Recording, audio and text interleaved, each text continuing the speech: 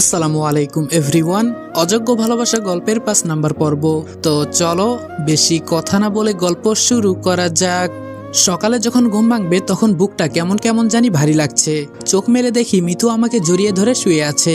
আমি এটা দেখে এক ধাক্কায় মিতুকে সরিয়ে দিয়ে আমি উঠে পড়লাম। আমি বললাম, এই মেয়ে, তোমার সাহস তো দিন দিন বেড়ে যাচ্ছে। ভাবতেছো কিছু বলছি না দেখে মাথায় উঠে পড়বা? কথাটা একটু জোরেই বললাম। মিতু একটু ভয় পেয়ে বলল, না মানে স্যার, আসলে হয়েছে কি? আমি বললাম, কি হয়েছে? সেই দিন ঠোঁটে কিস করলা, আজকে আবার জড়িয়ে ধরলা, এগুলা দিয়ে কি বুঝাতে চাও? হঠাৎ কোথায় থেকে আন্টি এসে বলল, কি হয়েছে রনি? এত চেঁচামেচির আওয়াজ শোনা যায় কেন? মিতু বলল, আসলে আম্মু, আমি স্যারকে ঘুম থেকে ডাক দিতেই স্যার বিছানা থেকে পড়ে গেছে। এই বলে হাসতে লাগলো। এখন মনটা চায় কি করতাম বলেন? আন্টি বলল, ওহ এই ব্যাপার। রনি বাবা, কিছু মনে করিও না। এই তুই এখন এখান থেকে যা বলছি, শুধু দুষ্টামি আর দুষ্টামি। আমি বললাম, আন্টি আমি যাই, আম্মু মনে হয় চিন্তা করছে। আন্টি বললেন, নাস্তা করে যাও বাবা। আমি বললাম, না আন্টি, আরেকদিন। এই বলে আমাদের বাসায় চলে আসলাম। কলিং বেল বাজতেই আম্মু এসে দরজা খুলে দিল। আম্মু বলল, কিরে রনি, তুই কালকে সারা রাত কোথায় ছিলি বাবা? আমি বললাম, কোথায় ছিলাম বলতেছো? রাতে যে এত কলিং বেল বাজালাম তাও দরজা খুললা না, তাই মিতুদের বাসায় গিয়ে ঘুমিয়েছিলাম। আম্মু বলল, আসলে বাবা, তোর জন্য অপেক্ষা করতে করতে পরে গিয়ে ঘুমিয়ে গেছি, তাই কিছু বলতে পারি না। আমি বললাম, রান্না করছো? রাতে কিছু খাই নাই, খুব খিদে পেয়েছে। আম্মু বলল, আচ্ছা তুই আগে ফ্রেশ হয়ে আয়। আমি বললাম, হুম। রুমে গিয়ে ফ্রেশ হয়ে বাহিরে এসে দেখি আম্মু টেবিলে নাস্তা রেডি করে ফেলেছে। আমি টেবিলে বসতেই ঈশাও আসলো। আমি বললাম, কি খবর ঈশা? ঈশা বলল, কয়টার খবর বলবো ভাইয়া? আমি বললাম, এই মায়ের খাবি কিন্তু। ঈশা বলল, তোর সাহস আছে আমাকে মারার? আমি বললাম, সকাল সকাল তোর সাথে ঝগড়া করার ইচ্ছে আমার নেই। ঈশা বলল, আমারও বুঝি ইচ্ছে আছে তোর সাথে মারামারি করার। আমি বললাম, বোন চুপ কর, তুই আর কোনো কথা বলিস না। নাস্তা শেষ করে রুমে গেলাম। আমি বললাম, ঈশা, এই ঈশা। ঈশা আমার রুমে এসে বলল, কি হয়েছে ভাইয়া? আমি বললাম, মিতুর ব্যবহার আমার কাছে ভালো লাগছে না বোন, তুই একটু বুঝিয়ে বলিস তো। ঈশা না জানার ভান করে বলল, কেন ভাইয়া, মিতু তোর সাথে কি করেছে? এই রে, এখন কি বলবো? শোন, কি করেছে তোর জানতে হবে না, তুই শুধু বলবি ভাইয়া এসব একদম পছন্দ করে না। ঈশা বলল, কি পছন্দ করে না বলবি তো? আমি বললাম, আমার মাথাটা ঘুরছে বোন, তুই এখন যা এখান থেকে, এত টেনশন আর ভালো লাগে না। ঈশা বলল, ভাইয়া আমি তোর মাথা টিপে দেই? আমি বললাম, হুম দে। সকাল সকাল মারিয়া তাড়াতাড়ি রেডি হয়ে তিশাদের বাসায় চলে গেল। গিয়ে দেখে কম্পিউটারের সামনে বসে কি যেন দেখছে তিশা। তিশা বলল, তুমি তাহলে আসছো? মারিয়া বলল, জি ম্যাম। তিশা বলল, রনির কি খবর? মারিয়া বলল, ম্যাম রাতে ওকে বাসায় পাঠিয়ে দিয়েছি, এখন কি বলবো ম্যাম, আজ থেকে কাজে লেগে পড়তে। তিশা কাজ রেখে মারিয়ার দিকে তাকিয়ে বলে, সাধারণ একটা ছেলেকে এত তাড়াতাড়ি বিশ্বাস করা যাবে না, আগে একটু বাজিয়ে দেখতে হবে, ও কি কাজ করার জন্য পারফেক্ট। মারিয়া বলল, কি করতে হবে তাহলে ম্যাম? তিশা বলল, আমাদের লোক দিয়ে ওকে কিডন্যাপ করাও। মারিয়া বলল, কিন্তু কেন ম্যাম? তিশা বলল, যা বলেছি তাই করো, আর ও তো তোমাকে চিনে তাই না? মারিয়া বলল, হুম ম্যাম। তিশা বলল, তাহলে তুমি ওর সামনে যাবা না, আমাদের লোক দিয়ে সবকিছু করাইবা। মারিয়া বলল, কিভাবে কি করব বললে ভালো হবে ম্যাম। তিশা বলল, ওকে কিডন্যাপ করে বলবা তুই তিশার জন্য কাজ করিস, এরপর আমার সম্পর্কে সবকিছু জানতে চাইবা, দেখবা বলে নাকি। আর যতক্ষণ পর্যন্ত আমার সম্পর্কে কিছু না বলবে মারতে মারতে অজ্ঞান করে ফেলবা, জ্ঞান ফিরেও যদি আমার সম্পর্কে কিছু না বলে আবার মারতে শুরু করবা। আর এই বিষয়টা যেন রনি জানতে না পারে, বলবা এসব বিপক্ষের শত্রুরা করেছে, আর শেষে ওকে হসপিটালে ভর্তি করে দিবা। মারিয়া বলল, এমন করা কি ঠিক হবে ম্যাম? কালকেই মাত্র ও ট্রেনিং শেষ করে আসছে। তিশা বলল, আমি যা বলেছি তাই করো, এত কথা বলো কেন? মারিয়া বলল, জি ম্যাম, হয়ে যাবে। ঈশা আমার মাথা টিপে দিচ্ছে। আমি বললাম, ঈশা? ঈশা বলল, হুম ভাইয়া বল। আমি বললাম, তোর এখন একটা ফোন দরকার, কিন্তু দেখ আমি কিনে দিতে পারছি না, আমার কাছে এই মাসে এত টাকা নাই, কিন্তু সামনে মাসে প্রথমেই বেতন পেয়ে সবার আগে তোকে একটা ফোন কিনে দিব। ঈশা বলল, আরে ভাইয়া লাগবে না। আমি বললাম, আমি বুঝি রে বোন, তোর কি লাগবে আর লাগবে না। ঈশা বলল, ভাইয়া তোর ফোনটা বাজতেছে। আমি বললাম, দে তো দেখি কে ফোন করেছে। ফোনটা রিসিভ করতেই মারিয়া বলল, কি খবর রনি? আমি বললাম, ধুর বেডি, তুই কল দিতে আর সময় পেলি না, আরামের ঘুম হারাম করে দিলি।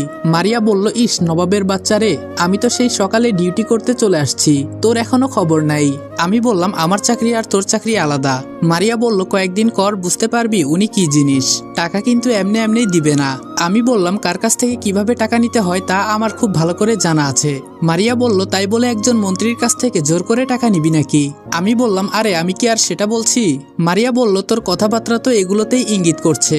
আমি বললাম, আমার মনে হয় কি জানিস, তুই ম্যামের চাকরি করতে করতে পাগল হয়ে গেছ।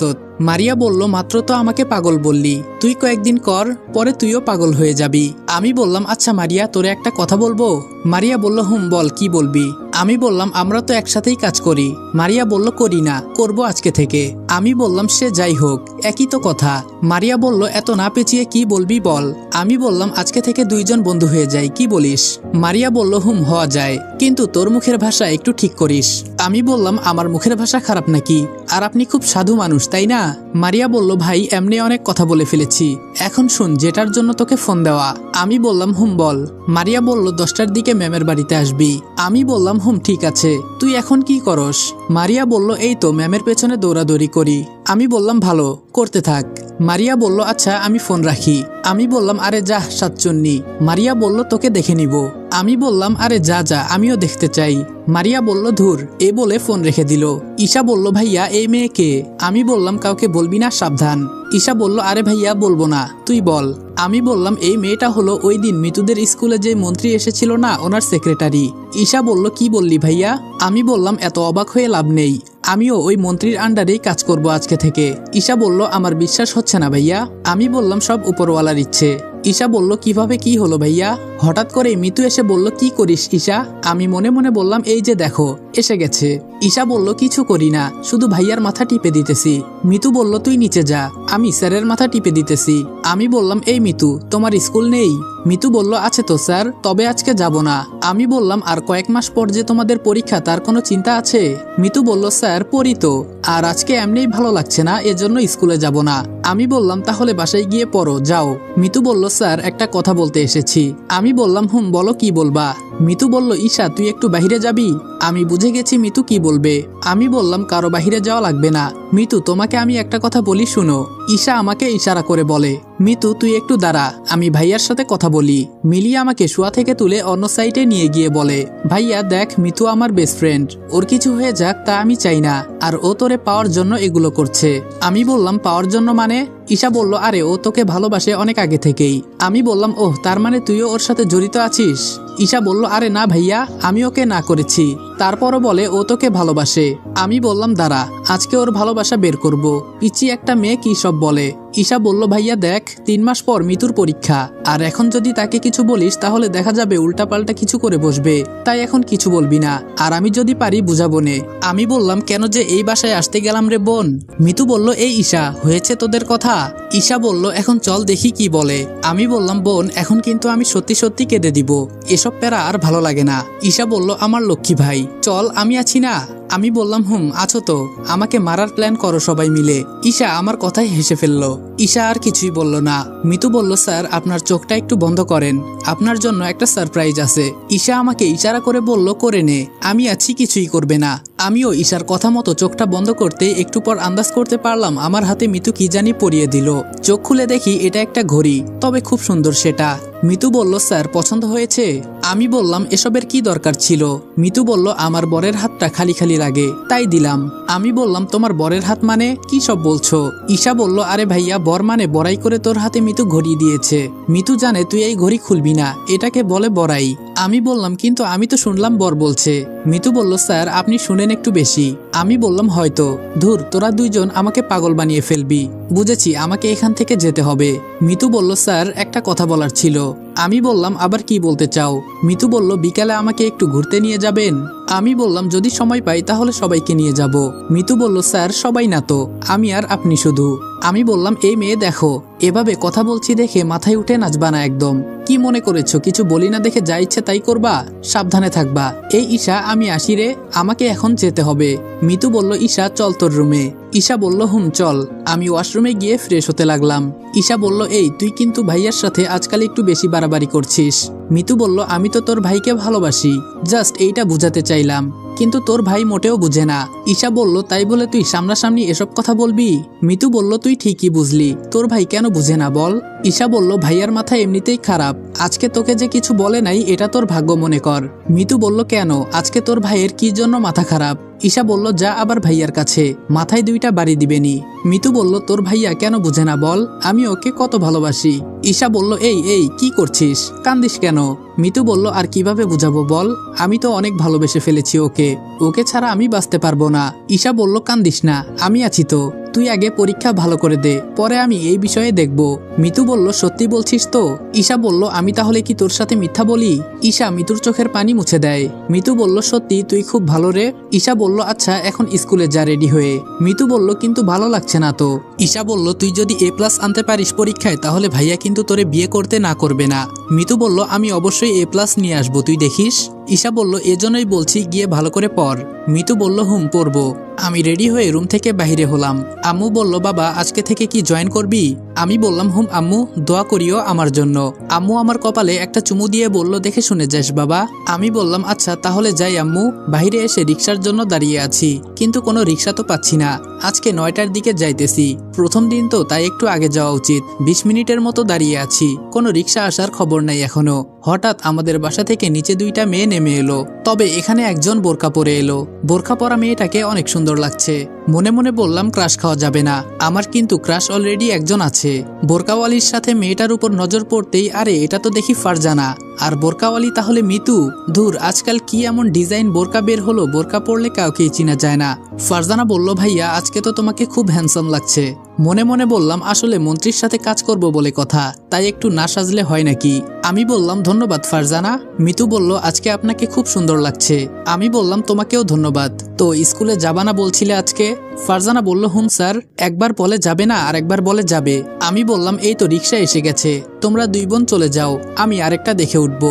মিতু বলল, না স্যার, আপনি অনেকক্ষণ ধরে দাঁড়িয়ে আছেন, আপনি আগে যান, আমরা পরে আসছি, আমাদের স্কুল আরো অনেক পরে। আমি বললাম, আজকে আমার একটু বেশি দরকার, যাই তাহলে, তোমরা একটা রিক্সা দেখে চলে আসো। এই বলে রিক্সায় উঠে গেলাম। ওরা 2 বোন দাঁড়িয়ে আছে। বিষয়টা আমার কাছে খুব খারাপ লাগলো, কি করব, আমারও বেশি দরকার। আমি বললাম, মামা শর্টকাট কোনো রাস্তা আছে? এই ঠিকানায় যাব, দেরি হলে হবে না। রিক্সাওয়ালা বলল, মামা আছে, আপনি বসে থাকেন, আমি নিতেছি। আমি বললাম, একটু তাড়াতাড়ি করবেন। রিক্সায় আমি বসে বসে চিন্তা করছি মিতুর বিষয়টা। হঠাৎ কোথায় থেকে একটা মাইক্রো এসে রিক্সার সামনে দাঁড় করিয়ে দিল। কিন্তু এই গলির ভেতরে মাইক্রো এলো কি করে? একটা রিক্সাও চলতে অসুবিধা হয়, আর এখানে মাইক্রো? রিক্সাওয়ালা বলল, এই মামা, মাইক্রোটা একটু পেছনে অন্য গলি দিয়ে বের করলে খুব ভালো হয়। কিন্তু মাইক্রো থেকে 4 জন লোক বের হলো। এদের দেখে অনেক শক্তিশালী মনে হলো, সবাই বডি বিল্ডার, কিন্তু একজনের হাতে একটা রাইফেল আছে। তারা আমাদের রিক্সার সামনে এসে আমার দিকে একজন রাইফেল তাক করে ধরলো। আমি বললাম, কি করেছি আমি ভাই? আমার দিকে রাইফেল কেন তাক করেছেন? আমাকে মারবেন না প্লিজ। ওরা বলল, না মরতে চাইলে আমাদের সাথে মাইক্রোতে ওঠ। আমি ভয় পেয়ে বললাম, কোথায় নিয়ে যাবেন আমাকে ভাই? ওরা বলল, ওই তোকে উঠতে বলেছি, ওঠ, কোনো কথা বলবি না। আমি বললাম, ভাই আমার আজকে অফিসে প্রথম জয়েন, না গেলে চাকরিটা হারাতে হবে, ছেড়ে দেন না ভাই। ওরা আরো রেগে বলল, আর যদি একটা কথা বলিস তাহলে সত্যি সত্যি গুলি করে দিব। আমি ভয়ে ভয়ে রিক্সা থেকে নামতেই রিক্সাওয়ালা রিক্সা নিয়ে চলে গেল। ওদের সাথে মাইক্রোতে উঠলাম। ওরা যে মাইক্রো কোন দিকে নিতে লাগলো আমি দেখতে পারলাম না। 2 জন আমার 2 সাইডে বসে আছে, তাকাতেও ভয় হচ্ছে, আমার খুবই ভয় হচ্ছে। আমি মারা গেলে আমার মা আর বোনকে কে দেখে রাখবে? প্রায় অনেকক্ষণ বসে থাকার পর ওরা আমাকে গাড়ি থেকে নামালো। মাইক্রো থেকে নেমেই দেখি শুধু এখানে একটাই বাড়ি, আশেপাশে আর কিছুই নেই। ছোট ছোট বাগান আছে কয়েকটা। আমাকে ধরে ভেতরে নিয়ে গেল, একটা কাঠের চেয়ারে আমাকে বেঁধে ফেললো। আমি বললাম, ভাই আমাকে এভাবে বাঁধছেন কেন? ওরা বলল, চুপ কর, কোনো কথা বলবি না। আমি বললাম, আমার অপরাধটা কোথায় একটু বলবেন? কোনো কথা বলল না ওরা। একজনের হাতে ওই পুলিশরা যে লাঠি ব্যবহার করে ওইটা নিয়ে আসছে, আরেকজনের হাতে লোহার একটা রড আছে, আর একজন খালি হাতে, আর চতুর্থ জনের কাছে রাইফেল। এগুলো দেখে আমি খুব ভয় খেয়ে গেলাম, আমার কলিজাটা শুধু কাঁপছে। ওরা বলল, কি ভয় হচ্ছে এগুলো দেখে? আমি কান্না করে বললাম, প্লিজ আমাকে ছেড়ে দেন, আমি কি করেছি? ওরা বলল, ছেড়ে দিব তো ঠিকই, তবে আমার কথার সঠিক উত্তর দিতে হবে। আসসালামু আলাইকুম এভরিওয়ান। অযোগ্য ভালোবাসা গল্পের 5 নম্বর পর্ব এখানেই শেষ করলাম। ভিডিওটা ভালো লাগলে লাইক এবং কমেন্ট করে দিও, আর চ্যানেলে নতুন হলে সাবস্ক্রাইব করতে ভুলবে না। আর হ্যাঁ, বেশ কিছুদিন হলো আমি একটু অসুস্থ, যার কারণে ভিডিওগুলো বেশি একটা লং করতে পারছি না। এই কারণে দেখি অনেকেই কমেন্ট করতেছে, ভাই আনসাবস্ক্রাইব করে দিব তোকে, এমনকি অনেক বাজেভাবেও অনেকে গালাগালি করে থাকে। তো তাদের উদ্দেশ্যে বলি, ভাই তোমার যদি আমার ভিডিও ভালো না লাগে তাহলে আনসাবস্ক্রাইব করে দাও। তোমার মতো নয়সালকা ব্রেনলেস একটা অডিয়েন্স আমার না থাকলে আমার কিচ্ছু যায় আসবে না। তবে কমেন্ট বক্সে গালিগালাজ করে নিজের বংশ পরিচয় দিতে আইসো না। আর আমার ভালোবাসার ভাই ব্রাদার, তোমাদের জন্য সবসময় ভালোবাসা অবিরাম। আমাদের চ্যানেলটা 100K খুবই কাছাকাছি আছে, তো আমি ভাবতেছি 100K স্পেশাল একটা Q&A ভিডিও আনবো, কারণ তোমাদেরও তো আমার সম্পর্কে অনেক কিছুই জানতে ইচ্ছে করে। তো এই ভিডিওর কমেন্টে তোমরা আমার কাছে কি কি জানতে চাও সেইটা বলে দিবা। তোমাদের কমেন্ট অনুযায়ী 100K স্পেশাল একটা Q&A ভিডিও আসবে। তো দেখা হচ্ছে নেক্সট ভিডিওতে। ততক্ষণ ভালো থাকবা, সুস্থ থাকবা, আল্লাহ হাফেজ।